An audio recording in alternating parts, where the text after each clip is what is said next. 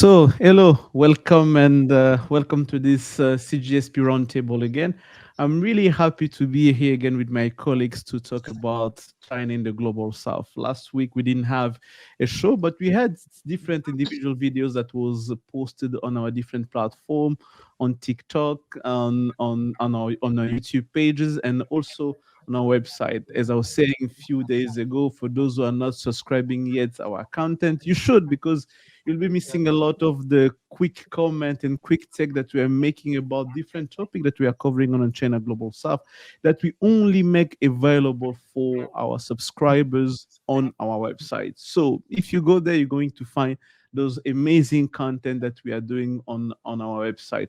You can also find it on TikTok, but in TikTok we make short videos telling different stories about what we do, about what's happened and everything. So you know and we are really really happy to keep on sharing those type of content with you so you guys can be updated about what China does in the global south. So if you have, and plus if you have any question, comment that you'd like us to talk about, different stories that you'd like us to cover, don't hesitate. You write us in our email address, either leave a comment, we're gonna take the comment, we're gonna take a look on that, and we're going to make a video about that if it's really something that's really interesting to you, to our audience, and people can learn about it. So that was the introduction I'm making for these videos. But today I'm having my colleagues again. We're here last week, I think last week or not, 2 weeks ago, we were talking about different topics, and I have them again today. I have Antonia Timmerman, our Southeast Asia editor based in Indonesia, and we have Johnny Asa, our Middle East editor based in Jerusalem, Israel, and my name is Christian Giraud, Neema Africa editor based in Mauritius. Guys, good afternoon, good evening to you. Welcome to this roundtable of China Global South. Thank you, Jiro. It's very good to be here again. Thank you, Hey, Jero, for Johnny, having me. how's the weather in Jerusalem? It's really cold, so we're expecting snow. So Really? Is that common? Is really, that common in Jerusalem to have snow? it snows once a year in Jerusalem. Oh, really? So when it snows, it really snows bad, or it's like light snow? Sometimes it's light snow, sometimes it's larger snow. So in the northern part of the country, it snows every year, twice or three times. So Okay. on the border with Lebanon and Mount Hermon. So Okay. That's good. That's good. That's interesting. And in Antonia, how's the weather there? It's raining over here, Jiro. It's the rainy season Really? after all. Yeah. Uh-huh. It's a bit late. It's a Mhm. bit late. And the rain started late, but we are grateful that it finally started raining. Even though we're Really? not Because grateful for the floods, the annual okay. floods in Jakarta. Yeah. Yeah, So I'm I just see. keeping dry and staying home. Yeah, that's good. That's good. Here in Mauritius, it was quite hot the last days, and we had cyclones 2 weeks ago, and we had the skies of cyclone last week. But unfortunately, we didn't all of that. It all passed. It was the season, but now we are back in a very good weather here. So let's not talk about weather anymore. So Antonia, you have a very great story to tell us that somehow China is becoming a very interesting, topic of discussion in Indonesia election that's coming. You're gonna tell us more about that. And we've seen that in Africa happening before, in Kenya, in Zambia before in 2011, where the president was the one who was running for election that time. His name, I'm forgetting his name, was really anti-China, and when he became president, he became pro-China. We saw something recently in Kenya with William Ruto, who's like campaigning, taking a hard stance on China. But for me, the first time, literally, to hear that how come China is becoming a subject of election topic in countries like Indonesia. Can you tell us what's happening with China and the election in Indonesia? Yeah, sure. So it is a very bizarre thing that happened in one of the debates. ahead of the election last week. So this Yeah. VP candidate, his name is Gibran Rakabuming, who is also the current president's son. In one of the debates, he tried to attack his opponent, right?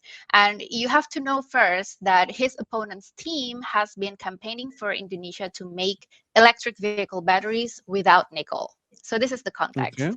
So this alternative battery doesn't use nickel, it uses lithium, so it's called LFP, right? So this is what Gibran wanted to attack. And so he said to his opponent, "Hey, are you anti-nickel because your team has been promoting LFP instead of nickel batteries? And this means Mm-hmm. you are supporting China. This means you are pro-China."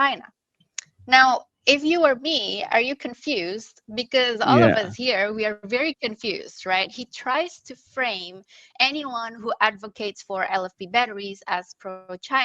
Now, it is true that China is very big in LFP. It's true. Lots of Chinese EV brands, the popular ones like Wuling, BYD, they all use LFP batteries and they don't use nickel. But as you know, I've written a lot about Chinese nickel companies in Indonesia and everybody else too. I mean, it's widely known that Chinese companies are also big in nickel based batteries. So it just really doesn't make any sense for the VP candidate to call LFP as pro China and then put nickel on the other end as pro Indonesia. So I just think it's funny that it's very easy for Indonesian politicians to work with China and then throw them under the bus when it's convenient. It's really interesting. I mean, because the more I was reading the story, I got a bit confused. I was like, how does it make sense? How do you stay? LFP is pro China, and LFP is pro China. Nickel is I don't know, is anti China. Nickel is pro China. LFP is pro China because it's made of lithium and everything. At the end, Exactly. you get kind of confused, like, where do you stand exactly? Where do you stand? Do you believe that his stance is just using China as a prop at the end? He's just using Oh, China as a yeah. prop. Definitely. I mean, in Indonesia, accusing somebody as pro China or pro any foreign country really could be an Yeah, effective attack, right? Because Indonesians are very protective. Indonesians are very nationalistic, especially when it yeah, comes to natural resources. And so the rhetorics would be, we have to control our own resources. We cannot be exploited for foreign interests. And so that's what Gibran was trying to do to his opponent, trying to frame him as defending foreign interests, and in this yeah, case, China. Yeah. yeah. Yeah, but how the people are taking is that the kind of argument that people are sensitive about in Indonesia? Especially when you remember last week you talked about the story about that nickel plant being having being the fire in the nickel plants, the how China companies are expanding in Indonesia and all. Is it that kind of argument are making kind of sense? People are kind of sensitive to those kind of argument that is making. Yeah. His arguments don't make sense, and that's why Mm-hmm, Indonesians are confused.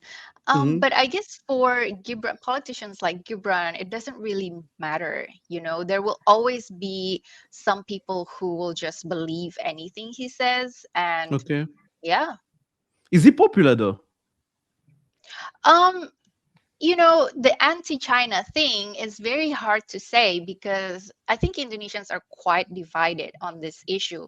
If you Okay. ask 10 people, for example, I think five will tell you, yeah, we don't mind working with China or things like that. Yeah. And then the other five will say, actually, maybe we don't want to be this close to China because it's risky, it's dirty, etc. So, yeah, it's quite a divisive issue. Okay, so basically, we don't know if his argument is going kind of to take people. People are going to really pay attention to what he's been saying and maybe attract some people to vote for him, though. Exactly. But did you have any Chinese reaction on that, though? What do you mean? The Chinese I mean, reaction? The comment thing from is, we are lucky that this comment was kind of mentioned in passing. okay, So I don't think the Chinese like Paid caught attention to that, that, really. paid attention to, because the debate was in Indonesian, and so Hmm. I don't think they paid attention to what Okay. Gibran has said. Yeah. Okay. So I see that Johnny wanted to say something. Go ahead. What's his situation in the polls? So does he actually have a chance of winning? Yes. So if we look at the polls, actually Gibran and his running mate Prabowo Subianto, they are always leading, no matter what survey they are in. In 10 surveys, you will see them maybe 8 out of 10, leading the polls. So they So are pretty popular. Okay. so do you think we might see something similar to what happened in Argentina when Milo when Milo won the election and then started going like Argentina was supposed to join the BRICS, then he decided not to, and he went against certain policies that were that, that were aligned with the Chinese, and then he went more into a domestic issue, more a populist issue. So, do you think that might happen with Gibran? Oh, I really am not sure about this. But what I can Hmm. say is that the pair, Prabowo and Gibran, they are very much planning to continue Jokowi's regime and policies of having very close relationships with China economically. And Okay. that's the thing why I said it's strange, because his father is very close with China, but then, the son is always ready to accuse and blame China for anything less than positive that happens. Yeah. So So it's I very believe that bizarre. I believe it's more of a electoral argument that we've been seeing in many developing countries when they want to use China as a prop. I think it's just surfing on the frustration that a part of the population has about China and China's nickel presence in Indonesia, the different accident we've been seeing, the the villages have been displaced, and all those pollution issues. I think it's just trying to attract a certain type of electorates. That's all. But beyond that, I'm really not sure if it's going to become is going to back away from China, because let's face it, it's also Oh, money and employment and all of that. exactly. Exactly. When elections are supposed to be held in Indonesia on that? It's going to be held next month in February on the 14th. So it's going to be on the Valentine's Day. That's going to be really interesting to see. That's really going to Yep. be interesting to see. Very interesting story. Yeah, we're gonna keep an eye on that, and we're gonna see how things are going to unfold there. I'm quite curious to see how it's going to become when we talk about those kind of topics, because developing countries, we've seen that a lot, that trend of when you try to China has become a topic of discussion for many developing countries. It's a very interesting to see how that has come to happen, how that has come to become something. Just like Johnny mentioned, the only country where I saw the candidate who became president really kind of acted on this anti-China feeling is the one in Argentina. But even there, it was not that strong, even though China felt frustrated about what the comment he made, and that's why he even did not join the BRICS at the end. But let's see how things are going to happen in Indonesia. As I'm quite sure that you're gonna have to talk about this topic. I don't know. In few months, if he's elected, in few months you're going to see Yeah, maybe his first we'll trip see. overseas going to be in China.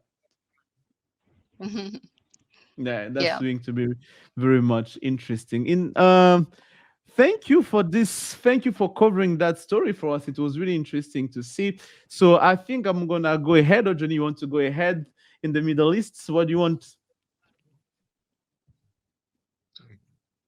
You want me to go ahead? Okay, I'm gonna go ahead. So for me today, I'm gonna be following up on the story that I've covered last week about the Wang Yi trips in Africa. He was touring many African countries, And if he toured 4 African countries, after touring 4 African countries, he did Egypt, Tunisia, Togo, and Cote d'Ivoire, and he left. But after that, we saw different diplomats and high level Chinese diplomats touring Africa, visiting different African countries. And yesterday we kind of made a map. The story we only covered it in on our French side, Projet Afrique Chine, where we kind of like take a look on the different countries that the Chinese diplomacy have covered only in January. So when you count that, you have like something around 11 countries. And out of those 11 countries, I didn't put the country like the DRC, although we had a high level Chinese authority there. But she was there much more because of the sworn in of Congolese new president, not new president, but the re-elected president Felix Tshisekedi. But I didn't put on that. If I had put the DRC, it would be 12 countries. But we had in total 11 countries where we saw in different colors here. Here you have like the country in yellow, those the country that are visited by Wang himself, the story that we covered. And the country in red, we had Wupang. Wupang was foreign affairs Africa director in China. He's the one in charge of Africa topics, Africa foreign policy in China foreign affairs. He was touring through 3 African countries. He went to Gambia, Guinea-Bissau, and Nigeria. And we had the country in blue, 4 other countries that was visited by Liu Guozhong. Liu Guozhong is a China vice prime minister. He went to Algeria, Cameroon, Uganda, and Tanzania.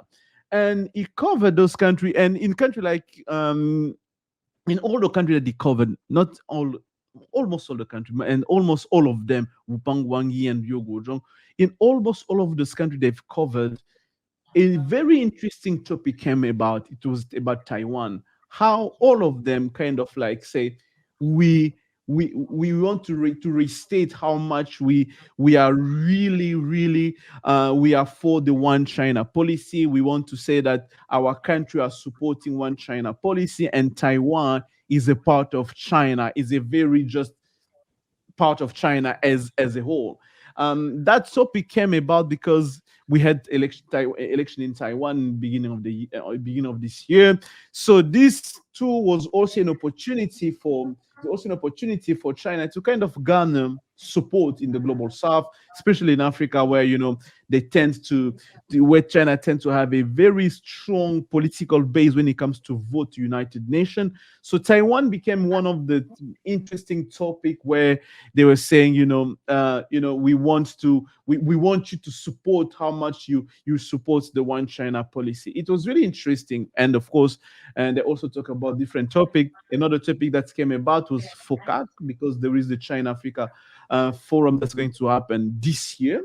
It's always, we don't have the dates yet, but it should happen in the last trimester of 2024, and it's going to be held in Beijing. So it was also an opportunity for Wupong to kind of gather information, elements, and topics that may be part of the agenda of the next coming FOCAC in Beijing. This time is going to be in Beijing. So we're going to see what's going to happen and how it's going to unfold. So basically, that was pretty much the story I wanted to cover for this for this roundtable about China diplomacy in Africa this week. It was really quite hectic because January was really hectic for Chinese diplomacy, and it was really interesting to see. I don't know if you guys have comments for our It's user a ones. very it's a very interesting map that you have there. It's very Yeah, well done. Um, so I think the last time we were talking about this visit, we were kind of speculating that they were going to talk about Gaza. yeah. Were there any takeaways on that topic from this visit at all?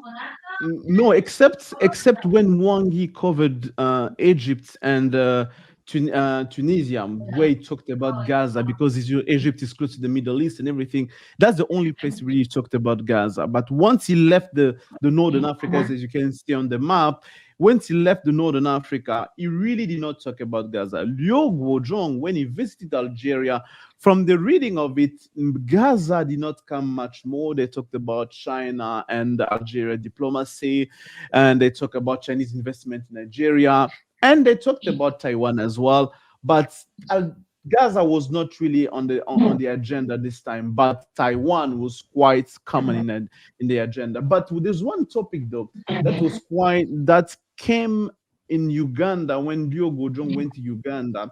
It's when President Yoweri Museveni kind of pledged for China to open its market for African countries. They were complaining that we'd like to have much more access to Chinese market because our trade relation between China and Africa is in balance. China is much more importing natural resources and less manufactured products from Africa. So President Museveni was really kind of pleading for China to open its internal market for manufactured products from Africa. And interestingly, Liu Gojong responded to that comment by kind of telling the president that in 2022, China established a zero tariff policy for few African countries, allowing them to import their product to export their product to China without paying any taxes when they get to customs. And among the countries that benefited from that, from those agreements, from those advantages, Uganda was among the countries. So it kind of tell him, we also tried, we kind of did that. We are trying, we know it's not easy, but we are trying to open the market for African product in China. So that's kind of another topic that he talked about, except the basic diplomatic relation, that he covered when he also visited other African countries. Mm. So, what Yeah. is your verdict? It sounds to me like a very productive visit. For me, my reading of all that, because when you look at the map, you realize that they covered big countries, small countries, relatively. When I say small countries, mean the country that don't have a strong. I mean, they don't have really. I don't want to say harsh, but compared to other big countries, they are not economic powerhouses. You have country like Togo, for instance. They were still visited by Chinese diplomacy. A country like Nigeria was visited as well. But Nigeria is a very powerful economic country in Africa. So when you see the diversity of countries that were visited during this trip, it also tells you that how much China is giving importance to, as much as giving importance to big countries, it also giving importance to small countries, because it's kind of saying that we are paying attention to what's happened. We want to tell you that we value you, you matter, and everything.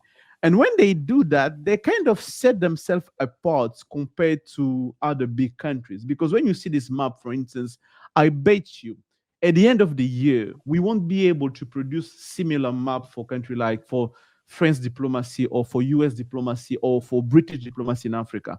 They won't be able, most of them, they won't cover Africa as much as Chinese diplomacy at that high level, at that high level diplomacy. But at the end of the year, if we update this map here, we're gonna see that Wang Yi came back again and Wu Peng came back again in Africa, and you're gonna see much more African country being present, even without.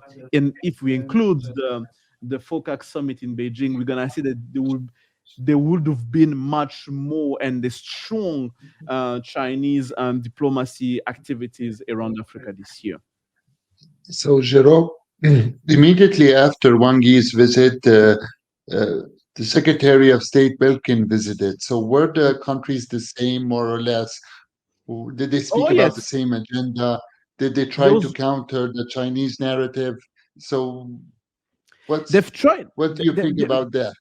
They've really tried a lot not to talk about China, and we have to give them credit about that, because for the last 3-4 years, US Africa diplomacy have been always been framed under US China rivalry. So last year and the year before, they've tried really hard not to make China the talking point of the trip in Africa. So that's explained, for instance, why in different communique they've done, they did not mention and China, they did not mention Russia. But the media did something else.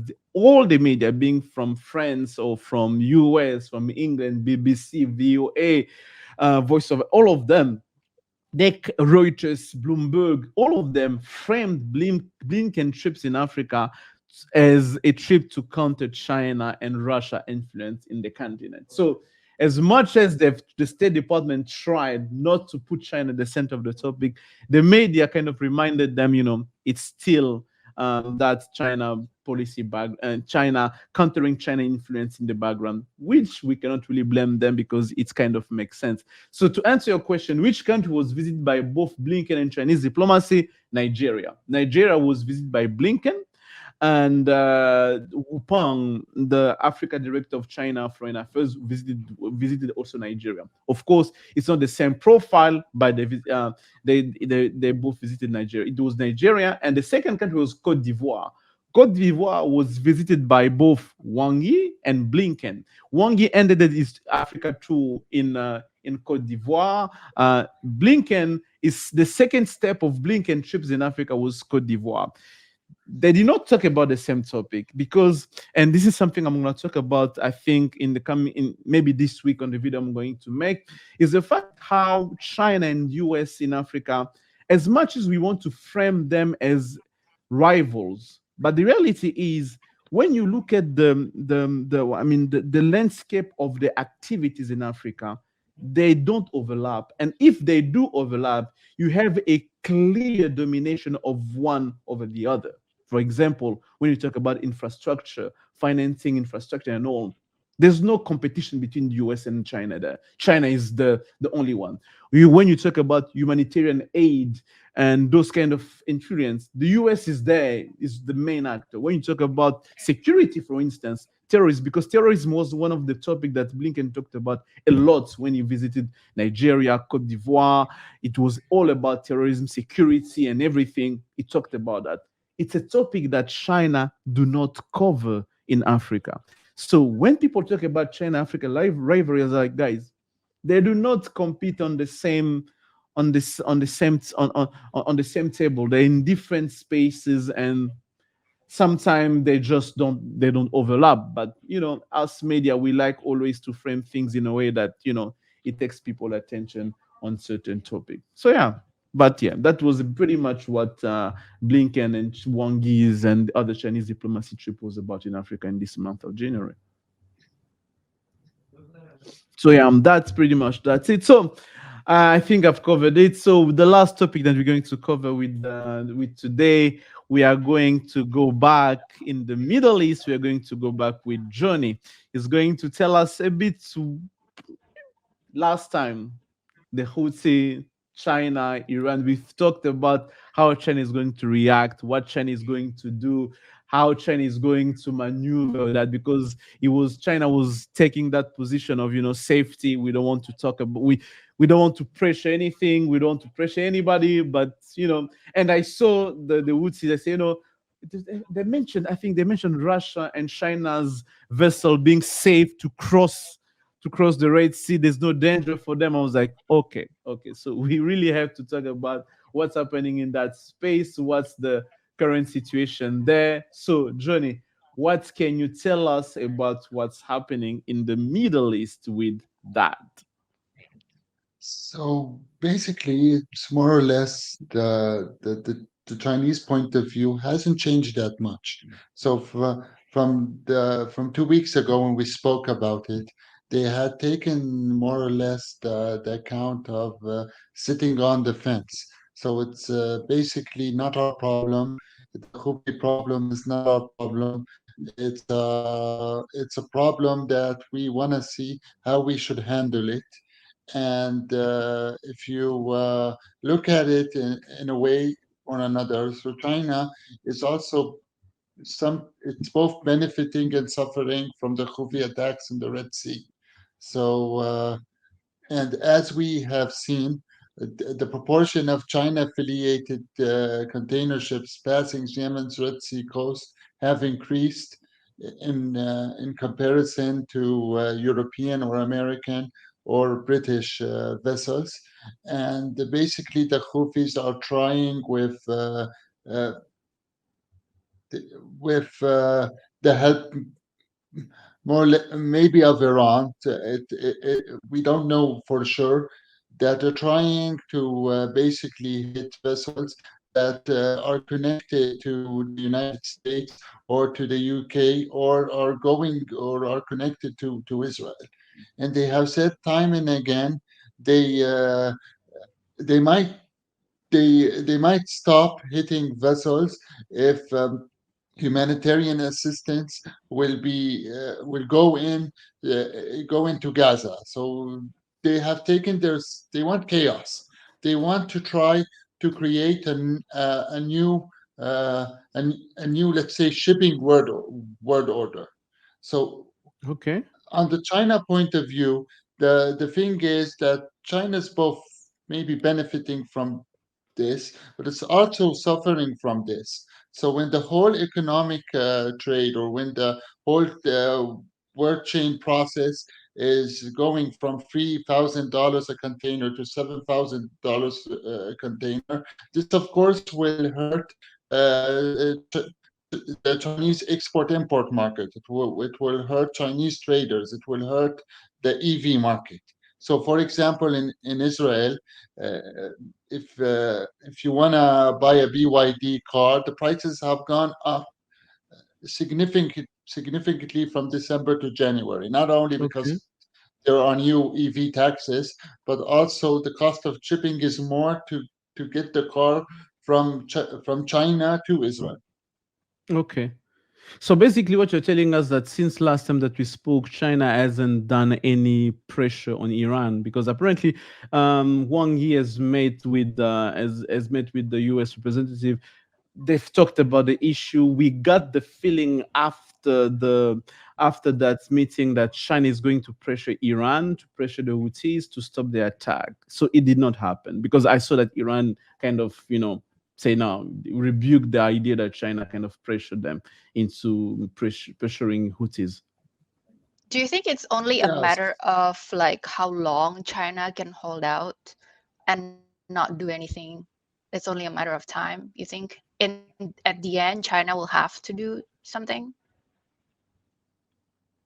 In the end, I think we need to look at it. So this is an opportunity for other countries, for not only China, so the UAE, Saudi Arabia, Turkey, China, all have interests in creating a new, let's say, a new shipping route that bypasses the Suez Canal, that bypasses the Yemen, that bypasses the Yemen and the Houthis. The lucky thing for the Houthis is the Bab el Mandab Strait, so it is so tight.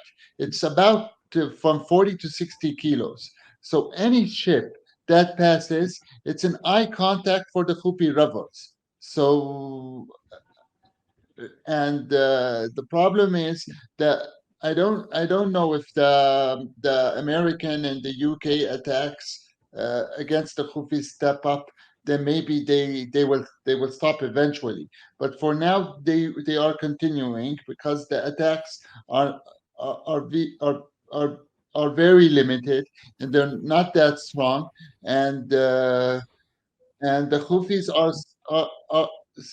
are still controlling the narrative, in my opinion. Okay, I saw that in the story that we've ran last, I think, few days ago. On that, we saw different options. I think our viewers can read different options that China has on the table. It was really interesting. Chinese media saying that the US should ask China politely and nicely if they want to pressure Iran to do anything. And apparently, the US and the UK and all the bombings they've done in Yemen haven't done anything. They haven't changed the dynamics on the Red Sea attack. So, Gerard, just yesterday, the foreign ministry issued a new appeal for calm in the Red Sea, but they Yeah. made no mention to whether or not they had actually spoke to officials in Iran to rein in the militants. Uh, Yeah. so they have made this appeal again and again and again, and the United States keep try keeps trying to ask China to influence Iran. Uh, maybe they hope they can actually do it, or maybe it is a strategical and statistic, rational way to actually show that China has no influence in the Middle East. Uh, Hmm. there are there are actually narratives for here and for there, so we have to wait and see. So if the economic situation gets that bad, I think China will have to retaliate or will have to intervene in one way in another because of the shipping costs and because of the economic costs. In the end, the economic costs are way too much to not to intervene. Yes, I think all of that is kind of entangled in the Gaza crisis, and it's also, I think, it also shows China's limitation on its own foreign policy toward the region. And I think one of the biggest China's challenge in the region is the fact that China wants to be friends with everyone. He wants to please everybody. He doesn't want to frustrate anyone. So at the end, how do you manage to keep everyone happy when everyone's fighting against each other? At the end, you just find yourself in a very tricky situation that you cannot untangle yourself. So I'm kind of worried in a certain way, but I do believe that China is going to have to react in anyway, because the cost of shipping is going to go high. They're going to have to do something. They're going to have to do something. Otherwise, it's just going to be much more complicated. So for now, the Chinese ships are passing and other ships are not. But is this enough for China not to intervene? We need to see. So I don't know what's going to happen, but I know in the end, China needs to take to to reach a decision. Uh, I I don't know if it's sooner more than later or later more than sooner, but in the end, it's going to reach a decision in one way or another because when it comes to economics, when it comes to shipping, it connects to China directly one way or another. Yeah, There's nothing we can do about it. yeah. They have They to pick cannot a just side wait. at the end. They're gonna pick Pick their the own side of side for sure. pick a They're side. gonna pick they're gonna pick what something for sure. They're gonna pick their own side, but picking their own side is going to force them to act on a certain way or another. Exactly. I don't see military action happening. I don't see Chinese going on a military action, but I see them much more on the diplomatic front trying to persuade Iran to do something on the Houthis to say, can you guys stop what's happening there? Because it's getting, unbearable. It's getting really difficult So manage. Yeah.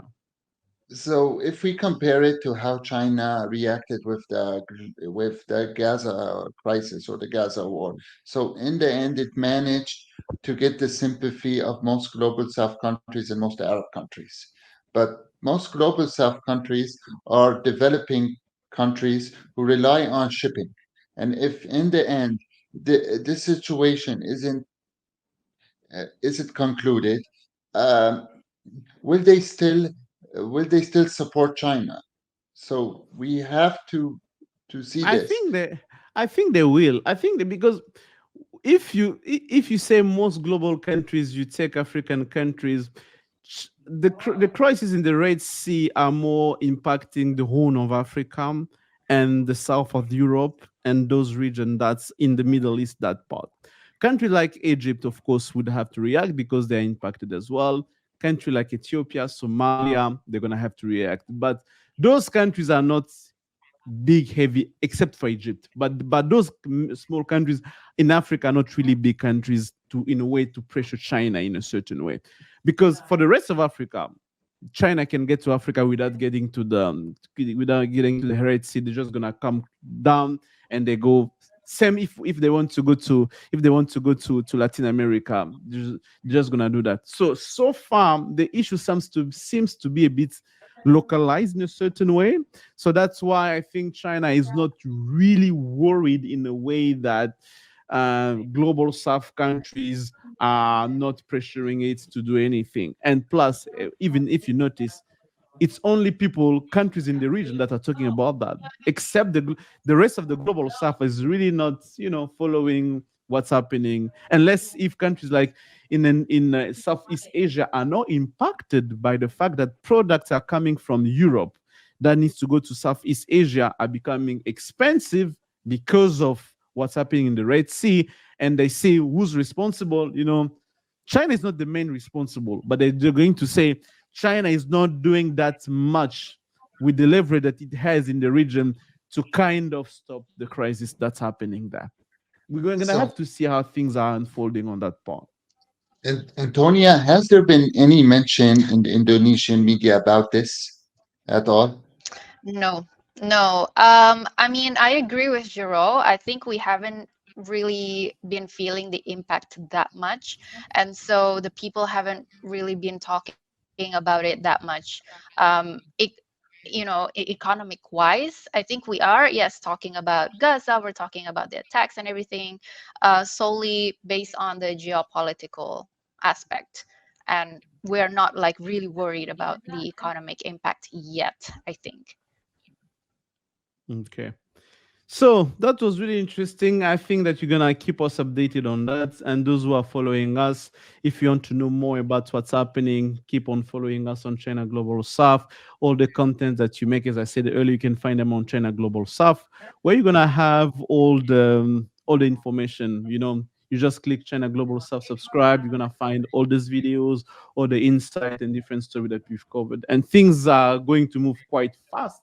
So yeah, don't miss out on different things that we are producing and that we are doing. You can also find us on Twitter, where you can find us on China CGSP, on Twitter, where you can find the content on what we do, what we produce. It's in English.